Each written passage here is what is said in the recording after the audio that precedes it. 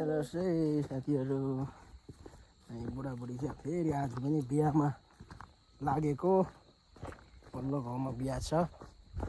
अस्ति चाहिँ माथिल्लो गाउँमा थियो, आज तल्लो गाउँमा दुईजना लागेको। अब गएर एकछिन कामहरू सघाउनुपर्छ, त्यही भएर चाहिँ जाँदै गरेको।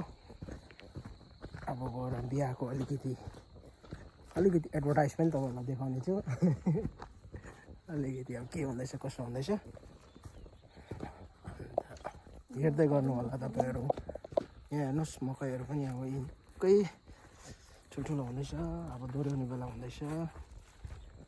सबै धान चम्रा आइसक्यो है, धान चम्रा आइसक्यो, सबै भुवा लाग्न थालिसक्यो। ए हेर्नुहोस् है,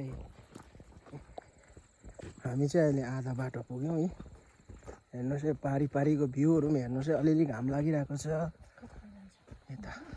यहाँ नयाँ घर बनाउँदैछ हाम्रो यहाँ भाइले, हाम्रो गाउँको भाइ छ एकजना, यहाँ कन्टिन्यू बनाएको छ।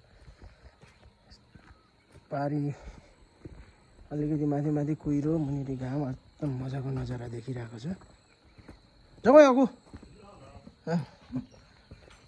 सबै रेडी हुँदैछ बिहामा जानुको लागि।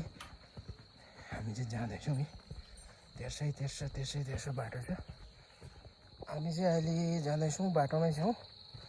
यो तल घर देख्दै गरेको चाहिँ पुरानो स्टाइलको घर हो। यहाँ है पुरानो घर हो, पुरानो घर राखेको रहेछ एकदम मजाको। अहिले अलिक माथिबाट चाहिँ च्यादर मात्रै देखिरहेको छ, टिनको मात्रै।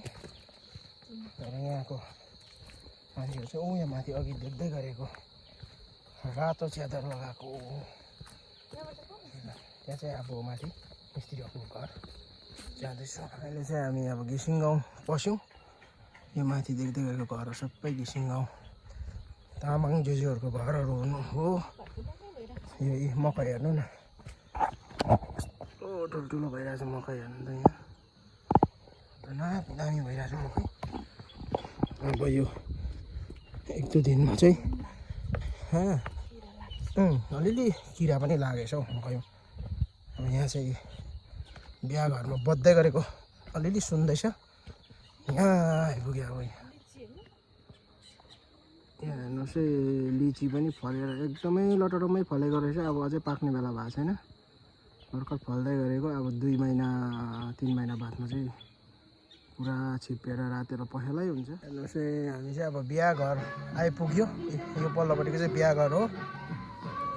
यस्तो मजाको जङ्गल छ, पहाडहरू छ।